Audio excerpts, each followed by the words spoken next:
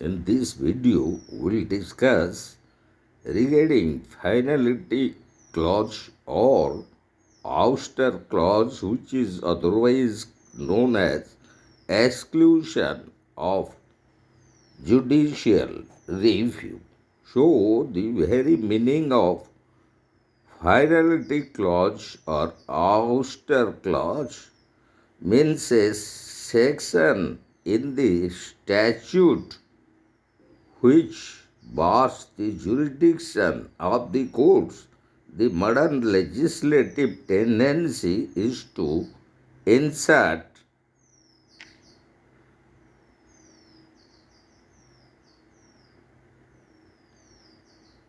the modern legislative tendency is to insert such clause to exclude the courts from reviewing laws on account of such tendency. The danger of infringing the rights of individuals is increasing.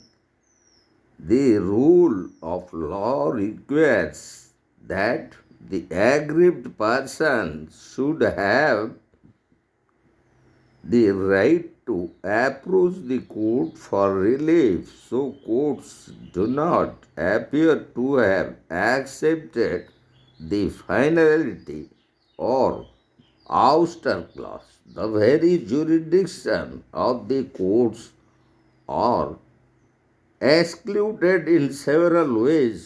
Some statutes provide that the order passed under the statute cannot be called in question in a court of law, or the decision taken under the statute shall be final, or no suit shall lie for anything done under the statute.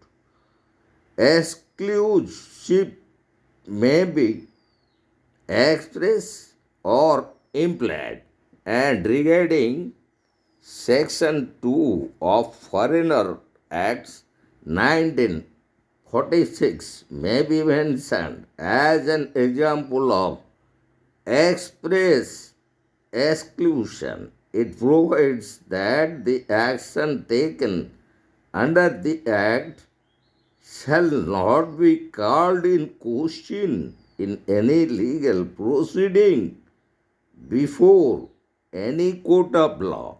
And as regarding Section 17, Clause 2 of Industrial Dispute Act 1947, it may be mentioned as an example of implied exclusion. It provides that the action of the authority shall be final. But in United States of America, the judicial review based on due process of law and constitutional position of judicial review cannot be taken away by inserting the finality clause in the statute. So, in that connection, in the very leading case, St. Joseph Stockade versus United States, Justice Brandeis has stated that the supremacy of the law demands that there shall be an opportunity to have some court to decide whether the proceedings in which the facts were adjudicated was conducted regularly. And regarding England, there is supremacy of Parliament. It can exclude the judicial review. Earlier, the Ouster clause or finality clause was taken as final, but the current trend is as far as possible without violating the rules of interpretation to interpret it in such a manner as not to exclude the judicial review as it was decided in the Anamnestic Limited versus Foreign Compensation Commission in 1969. At present, in the case of Ultra Vires Acts of the administrative authorities, the judicial review is not taken as bad in spite of the ouster or finality clause. Thus, if the administrative authorities exceed in its jurisdiction or power, the judicial review cannot be barred on the grounds that there is a finality clause in the statute. Thus, such clause does not exclude the judicial review on the ground of ultra vires as it was decided in the Anamnestic Limited versus Foreign Compensation Commission in 1969. And now we'll go to analyze the very position of finality clause or ouster clause as we found in Indian context. So, in India, the position on finality clause is still now not well settled. It is extremely complex issue. For the purpose of judicial review may be divided into two categories: constitutional modes of judicial review and non-constitutional modes of judicial review. The judicial review available under Article 32, 136, 226 and 227 is taken as constitutional mode of judicial review.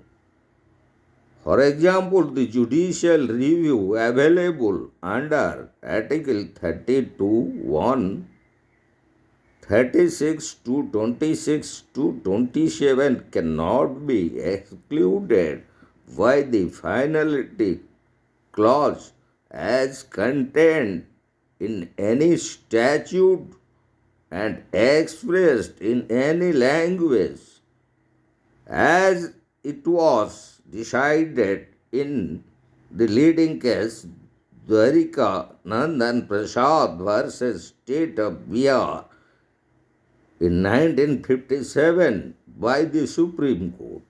The jurisdiction of the court under Article 32, 136, 226 and 227 cannot be taken by any statute or ordinary laws as they are provided by the Constitution of India.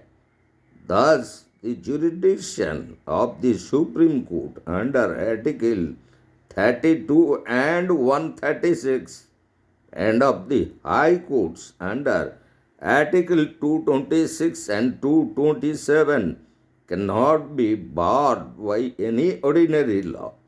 So, in the very leading case, that is Durga Shankar versus Raghuraj in 1954, the Supreme Court has made it clear that Section 105 of People's Representation Act 19 1955, which made every order of the election tribunal final, does not exclude the constitutional mode of the judicial review of every order of the election tribunal, even where the Constitution itself provides that the action of the administrative authority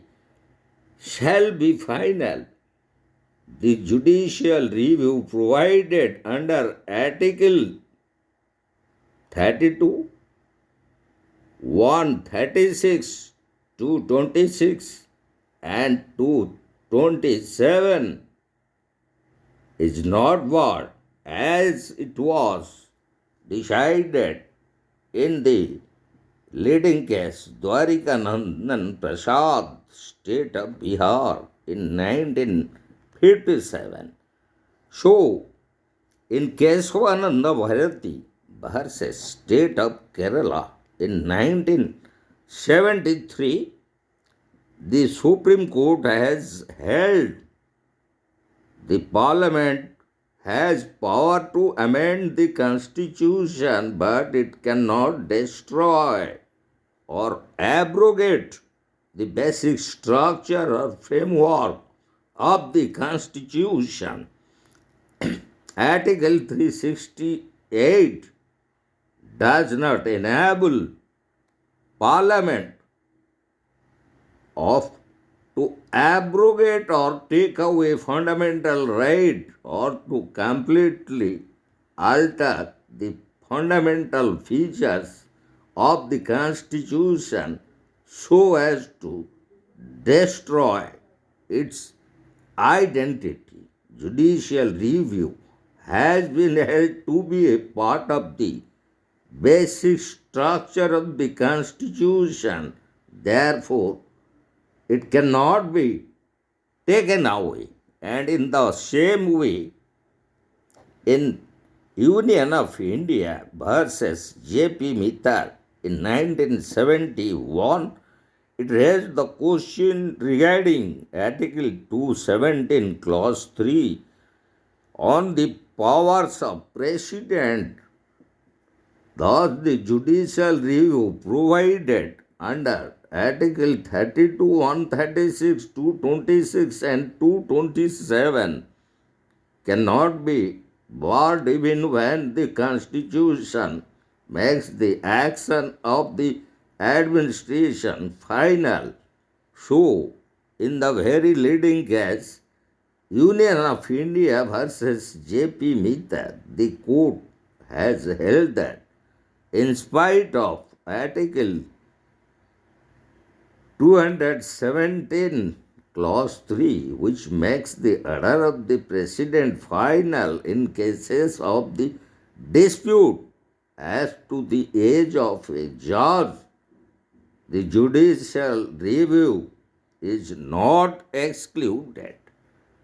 So, in our next upcoming video, we will discuss regarding the most important leading case relating to Finality Clause or the Ouster Clause, and that is Indira Nehru Gandhi versus Raj Narayan in 1975, and which was regarding the very 39th Constitutional Amendment.